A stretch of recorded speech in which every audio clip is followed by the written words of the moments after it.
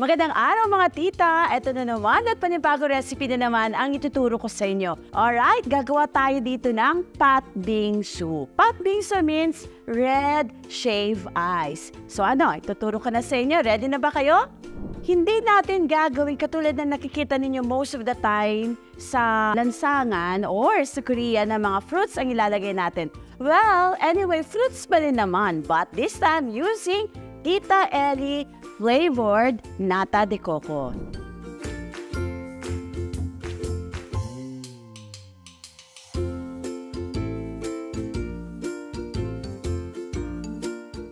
Ano ba ang kaibahan ng bingsu sa ice cone? Yung ice cone po kasi pure ice lang siya, pero ang bingsu ay flavored ice pong ginagawa natin. So mostly ay fresh milk, condensed milk combined, and then isi-shave natin. If wala kayong ice shaver, pwede rin kayo gumamit ng ating cheese grater katulad dito ngayon na meron ako dito.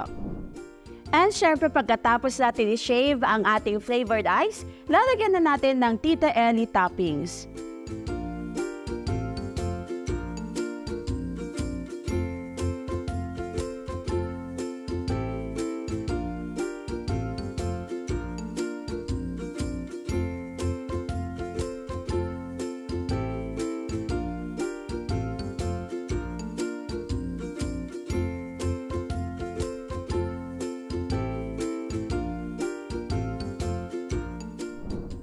There you have it.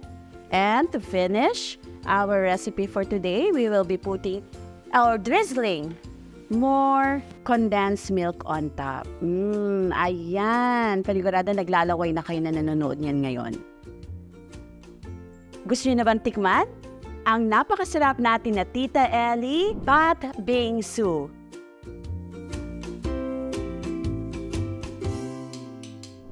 At syempre, available ang Tita Ellie products sa leading supermarket and groceries nationwide. Oops! Huwag niyong kakalimutan, meron din po sila sa TikTok Shop, Lazada, and Shopee.